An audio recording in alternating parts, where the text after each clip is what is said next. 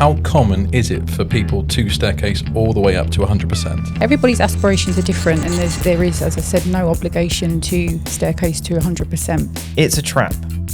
It'll be hard to sell as no one wants shared ownership. Values can go down as well.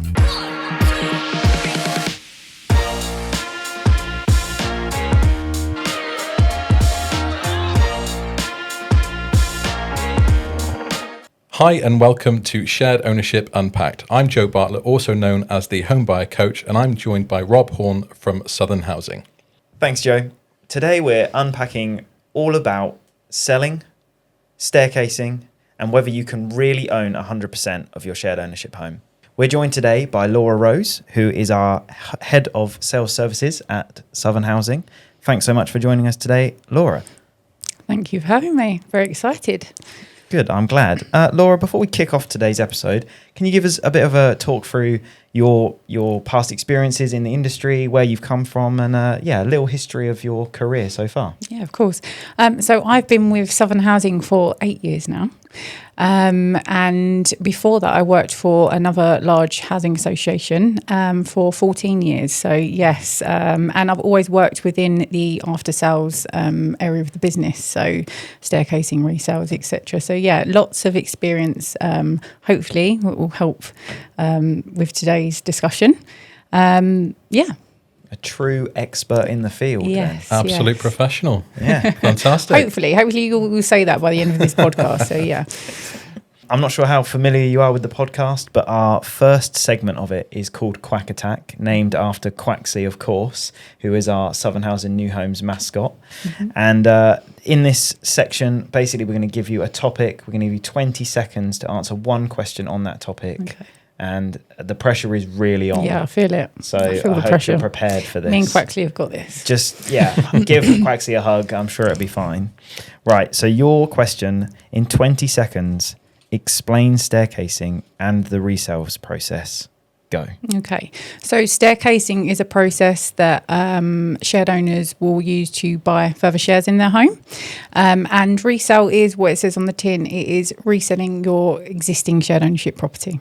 Okay, so that was the perfect answer, but I do have a couple of follow-up questions for you. Yeah. So, number one, can you staircase at any stage of the home ownership? You can, yeah. There's no restrictions. So, majority of leases will allow you to staircase immediately after your initial purchase. So, yeah, in answer to your question, anytime. Okay, and how common is it for people to staircase all the way up to 100%?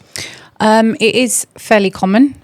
So we have a mixture of shared owners who will staircase up to 100%, but also some that will do what's called an interim staircasing, where they just purchase a share from 10%. But very common. I came armed with figures today. So last year, 75% of our shared owners staircased to 100%. So quite a high volume. That is a lot. Wow. Yeah. That's really good. It's more than I thought. I'm actually blown away. Every time you give me a stat, you blow me away. I know, Laura. you Honestly, love my stats. I know you're going to have some more stats for us later in this episode, because we've chatted about these before. But that's really good. Mm-hmm. It is, yeah. Because I don't know why, but I just assume that people would use shared ownership. Maybe staircase a little bit, but then once it's served its purpose, maybe then sell and then move on kind of without it, rather than own the property all the way up to 100%. So yeah, that's amazing. Yeah. And would you say that buyers have to staircase all the way up to 100%, or do they have the kind of option to? Yeah, absolutely. They have the option to. It's not something that's kind of enforced. It's not a part of the agreement when you purchase a shared ownership home. It's based on everybody's circumstances. Not everybody has an aspiration to own 100% of their property. So they might be buying it to get their foot on the ladder, but have a kind of onward plan for the future to buy a larger home one day. So yeah, everybody's aspirations are different, and there is, as I said, no obligation to staircase to 100%. That's good to know, isn't it? Really? It is, yeah. And is there like a perfect time to staircase, like a certain stage in the ownership when you think staircasing might make sense? Again, so this is based on everybody's kind of individual circumstances and aspirations for their home and or the kind of onward plan. I don't think there is ever a specific right time for somebody. I think a good place to start if you're thinking of staircasing is to kind of get some financial advice and plan around that to see if it is the right time for you. It can be based on a number of things, kind of the value of your property at the time, mortgage interest rates, affordability. So there's lots of different factors that impact on your ability to staircase and whether that's the right time for you. So yeah, my advice on that would be, and my advice is to our customers when they're ringing through to talk about staircasing, is it's always a good place to start to get some kind of free financial advice. And we're great with that at Southern Housing. So we have a panel of brokers who are on hand to offer free financial advice when it comes to staircasing. So yeah, I think that's the best place to start. And then you can work out whether it is the right time and it is the right thing for you to do. And my only sort of takeaway from that is, for me, it would seem like, oh, I'm almost starting the process again. Like, what would you say to people that are worried that staircasing is almost, I've got to start again from like day one sort of thing? Is there anything that makes it a little bit easier than the first initial start out, or is it very much the same journey? No, it's not. Staircasing is quite a simple process. There is a legal side to the transaction, but ultimately it is quite a simple process. So you start out with a valuation. So we would get a valuation carried out to determine the current market value of your home, and then we would be able to confirm what staircasing is going to cost you. And again, that's based on whether you are choosing to staircase a share or whether you're looking to go to 100%. And if you're happy with the premium, then at that point we would then instruct solicitors. And they will help with the legal process, kind of the legal formalities, paperwork. Can someone staircase while adding someone to the property as well? Is that something they can do? Yes, it's a great thing to pick up on, actually. So yeah, sometimes we see staircasing as a result of a new partner coming into the property. It's known as a transfer of equity. And what we do is we will allow staircasing to take place at the same time. So we'll do it as one transaction. So yes, what we'll do is the incoming purchaser, as it were, will add on to the mortgage, and they may at that point decide that they can afford to buy more shares as a result. So we will assess that person within the affordability criteria of shared ownership. But as long as they meet that criteria, then we're happy to add them on and simultaneously do a staircasing transaction at the same time, so they can own more of the property. Perfect. Okay, and one follow-up question on that. Obviously, when you buy a shared ownership property, your income, there's certain caps, £80,000 or £90,000. Yeah. If you're adding someone on partway through in the staircasing, is their income assessed in the same way? Like, does the total household income still need to be less than £80,000 or £90,000? It does. Does it really? Yes, wow, yeah. So they have to be assessed. So when we're adding someone on via a transfer of equity, the incoming person has to have a full affordability assessment, and we're checking for things not just on affordability, but to make sure they don't own another property, those kind of things, to make sure that they are right for the shared ownership property. Perfect. And seems like maybe a silly question, but unlikely to happen. But if you're a single owner and your salary goes above those thresholds and you want to staircase, is that still okay, or do you still have to be under those thresholds? No, it doesn't. When you're staircasing, we're not assessing affordability each time you staircase. So if you've owned that property for a while and you're looking to staircase, you're not going to be affordability assessed, and then you earn more than the threshold, so you are then not allowed to have the property anymore. It doesn't work like that. So is that we're only assessing anybody new that's coming into the property. Yeah, that makes sense, because I guess it's kind of like a new ownership then, isn't it? Yeah. Rather than just staircasing on your own would be. Yeah. Okay, so how do buyers sell their shared ownership home? Best place to start is always to contact us. We're here to help and walk you through that process. But initially we would undertake a valuation. So we'll instruct a surveyor who will carry out a valuation of your home. And following that, we will market your property with a view to finding a buyer. You have what's called a nomination period within your lease, which typically is around 8 weeks. And what that is that's 8 weeks for us as the association to try and find a buyer who is interested in purchasing through shared ownership. So we're pretty successful in finding buyers. I think we'll talk about that probably marketing in a little bit more detail. But we're pretty successful in finding buyers. the buyer will be subject to the same affordability criteria as if they were buying a new build property. And if they meet all of that, we will make them a formal offer. And then we'll take them through a legal conveyancing process, again, similar to kind of that when you purchase the new build property. And yeah, they will complete the transaction and they will move in as the new shared owner and take over. And it's quite interesting. It's probably a good point to touch on, sort of flipping back to staircasing. It is possible for somebody to purchase more shares when they're buying a resale as well. So I don't know if you were aware of that. No, that's interesting. Yeah, so if we're marketing a property at 25%, for example, but the potential purchaser can afford to buy 45, we can help them to staircase an additional 20% at the same time as they purchase. So they're actually purchasing a larger share as part of the resale process. So we can combine the two. Perfect. Doesn't that work the other way though? So if they're selling, 40% share, but they can only afford 25% share, can they do it the other way? No. Okay, That's known as a buyback, and that's a completely different transaction altogether. So we don't. Fine. Yeah. So with someone looking to sell their shared ownership property, if the property's gone up in value, and let's say they own 25% share, they would receive 25% of the increase in the value. That's correct. Yeah. Amazing. Yeah. So they're benefiting from any equity within their share. It's important to note that it's within their share that they own. They will see that benefit upon completion. And they can then use that as a deposit for an ongoing purchase. Or yes. Yeah. Perfect. Yeah. So just to caveat that, just to make sure that we're telling everyone every possible outcome, is there's no guarantee that the value of the home will go up, right? There isn't, no. And I think it's really important to be transparent with that, so that people understand that when they're purchasing a shared ownership property.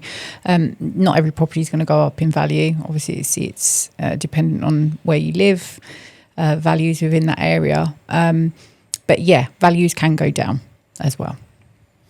Perfect. And so when you're advertising your properties, where are they advertised? Is it things like Rightmove and Zoopla? How do you actually show new potential buyers what's available? So we market through our own website, SHO Sales, get that plug in.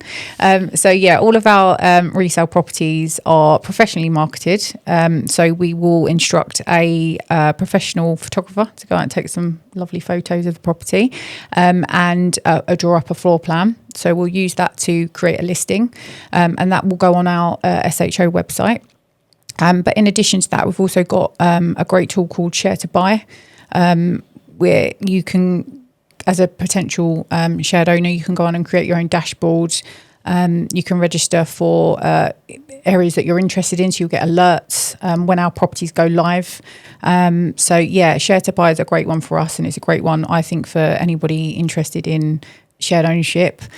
So I suppose after the 8 weeks then, it's kind of down to them to where they advertise, so they can choose like a local estate agent or... So once we've exhausted the nomination period, we then we waive our rights and we allow them to take the property onto the open market to sell it. When you go onto the open market, you do have the option to sell just the share or actually 100%, which is known as a simultaneous staircase and sell. So that's where your buyer is buying, bit similar to what we spoke about earlier, where you're buying a share and you can buy a larger share. This would be buying whatever's remaining in the property. So if they've got a 25% share, for example, the seller is advertising 100% for sale. So the purchaser is purchasing the remaining 75 at the same time, simultaneous staircase sale. You have the option as both. So again, you can kind of reach a wider market, a wider pool of buyers through the open market. They will advertise via an estate agent.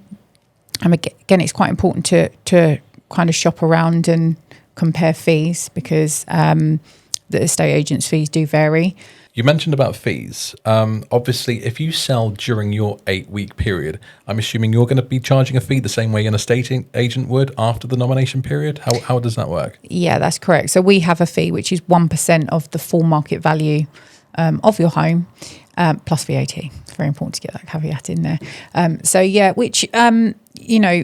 Estate agents may charge similar. Estate agents may charge more. So, but our fee has been benchmarked against other associations, and our fee is also a marketing service. So we include a package within that marketing fee.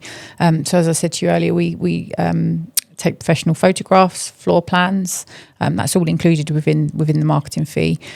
We also include our own legal fees, and we also include what's called the management pack within our marketing fees as well, which is normally charged in addition. So that's all included. So it's a marketing service. It's including everything.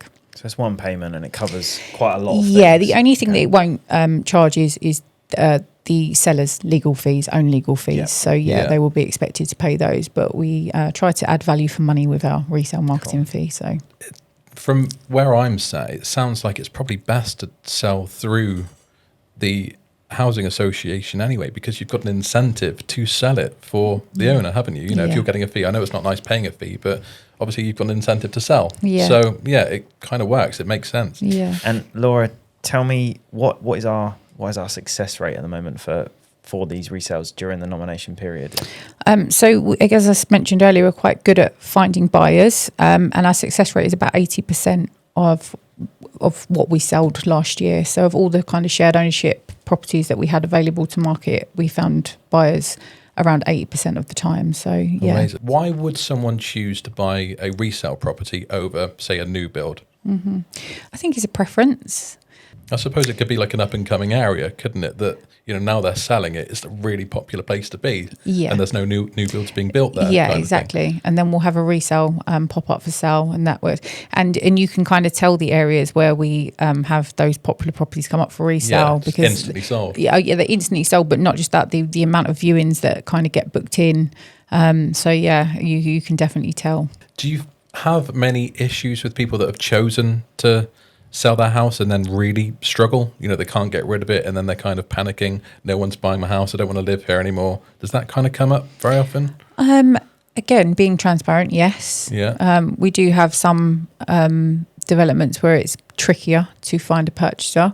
But again, I think it's based on who's looking at the time. You know, you might not have anybody looking in that area at that moment in time, and then a month down the line we suddenly have someone pop up. We might have been marketing for 4 weeks, not had any interest, and then we find someone. But yeah, sort of going back to your question, we do come across that. But that's what's good about Southern Housing, is that we have that flexibility. So whilst we have an 8-week nomination period, we won't tie you into that 8 weeks if we're not getting any interest in your property. Okay. So what we will do is kind of after the first 4 weeks initially, we'll assess the resale, see how much interest we've got, if we've had any viewings, and if we haven't, we'll have a discussion with you to see if actually you're happy for us to waive that nomination right, and you can take it onto the open market early, because we don't want to kind of tie you in and make you feel trapped. If we're not having any success, we acknowledge that, and we will allow you just to go straight to the open market at that point. Okay. With that then, obviously you mentioned that a valuer comes out and values the property, Yeah. and that's what it's being sold at. Yeah. If a property's not selling, usually it's down to the price that it's being advertised at. Yeah. Are you able to then maybe drop the price if it isn't selling, or is it a case of it's not selling, tough luck? We're not kind of gifted to drop the price, but what we can do is have a discussion with the surveyor. Okay. So we have really good relationships with our panel surveyors, and if we feel that the price is what's impacting on selling the property, then we can go back and have that conversation. The valuation is always supported by comparables as well. Yeah. So they always provide at least 3 comparables within the area. So the valuations are pretty spot on. Quite accurate. Yeah, quite accurate, exactly. I think we have really, unpacked resale staircasing to a very good degree there. So I'm happy to move on. And what we're going to do now is we're going to have a little look at some of these myths that are out there in the industry, phrases that have been said on articles we've read, or people on social media that perhaps don't fully understand the process. I'm going to read a few out, and we're going to kind of unpack those a little bit, and we'll go from there. Yeah.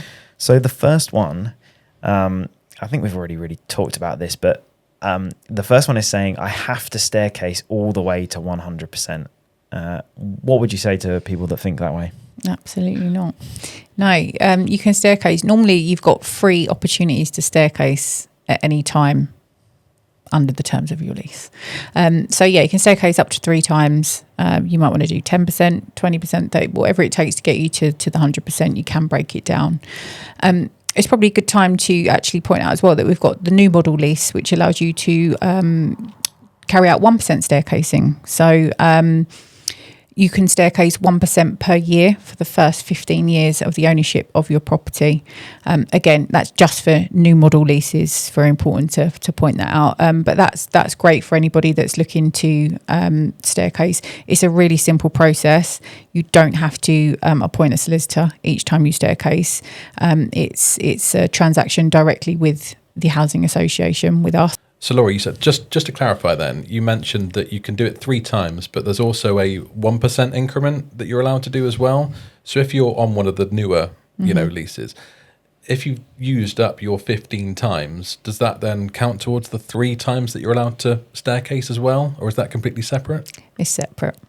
Yeah, so to be clear on that, it's separate. So you would, with the new model lease, you can carry out your 1% staircasing up to 15 years, but then you've still got the opportunity to staircase out the remainder to 100% using the free increments that are left.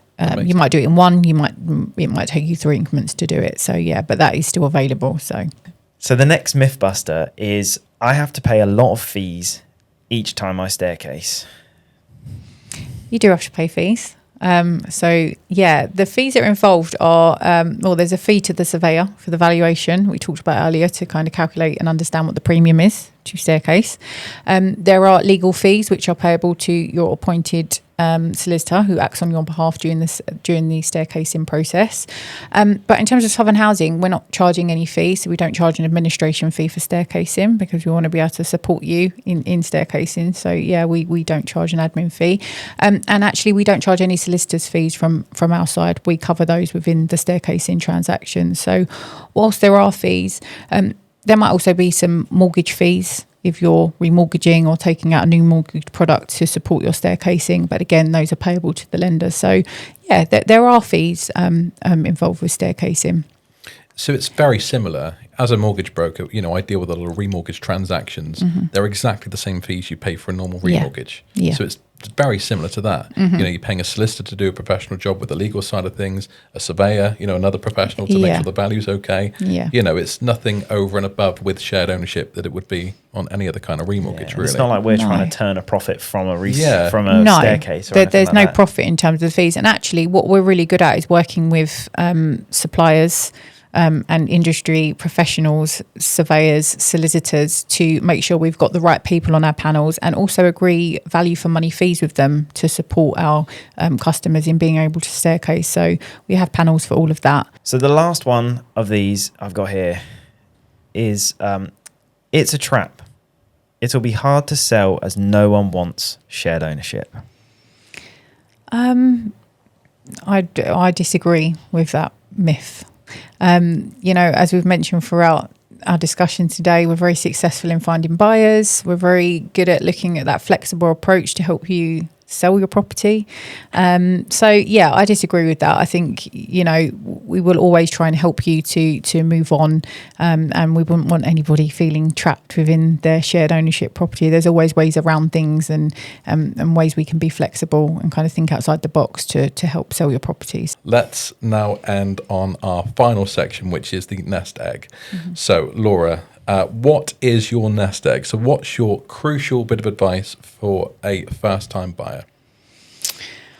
I would say plan. So it's probably a regular answer, but most would say a common answer, shall we say. But yeah, I think plan, get advice. As I've kind of mentioned throughout, we've got lots of people here to support and give advice legally, financially, but plan ahead. Think about what you are looking for, what you're looking for from your property.